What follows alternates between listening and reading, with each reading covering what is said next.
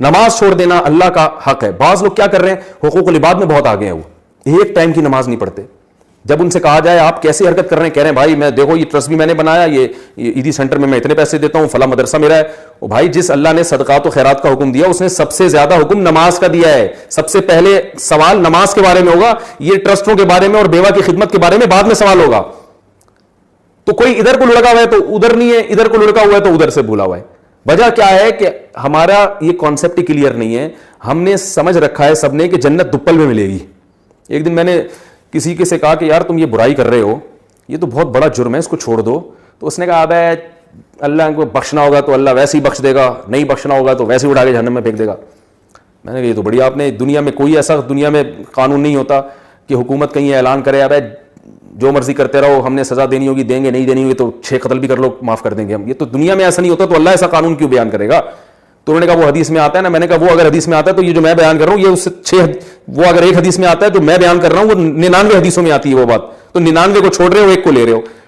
تو یہ آج کل ہمارے ہاں مارکیٹ میں یہ چیز چل رہی ہے جس سے ہمیں بچنے کی ضرورت ہے.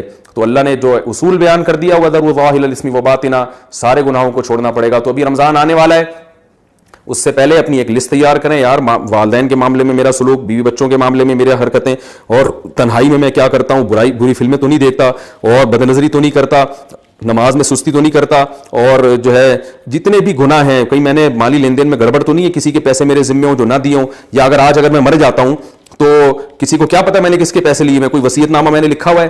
یہ ساری چیزوں کی لسٹ تیار کریں اور پھر آہستہ آہستہ گناہوں سے بچنے کی کوشش کریں. ٹھیک ہے, ایک دم نہیں چھوڑے جاتے, تو پھر یہاں خوشخبریاں ہیں کہ جو چھوڑنا چاہے گا اس کو اللہ نے خوشخبریاں سنائی ہیں کہ جو میری طرف ایک بالش آئے گا میں اس کی طرف ایک ہاتھ آؤں گا, جو چل کے آئے گا میں اس کی طرف دوڑ کر آؤں گا, لیکن آنا پڑے گا. آنے کی ڈیفینیشن کیا ہے؟ وظیفے پڑھنا آنے کی ڈیفینیشن نہیں ہے. اللہ کی طرف آنے کی ڈیفینیشن یہ کہ آپ گناہ چھوڑنا شروع کر دیں, اس کا مطلب اللہ کی طرف چلنا شروع ہو گئے. پھر اللہ نے کہا تھوڑا سا تم ادھر سے چلو, میں ادھر سے دوڑوں گا, تو تم تھوڑا کرو گے میں تمہیں زیادہ عطا کروں گا. یہ اللہ کی رحمت ہے. لیکن ہم تھوڑا کرنے کے لیے بھی تیار نہیں ہیں, ہمارا کانسیپٹ ہی کلیئر نہیں ہے. اللہ سے دعا ہے کہ اس رمضان کے آنے سے پہلے اللہ ہر قسم کے صغیرہ اور کبیرہ گناہ سے ہمیں بچنے کی توفیق عطا فرمائے.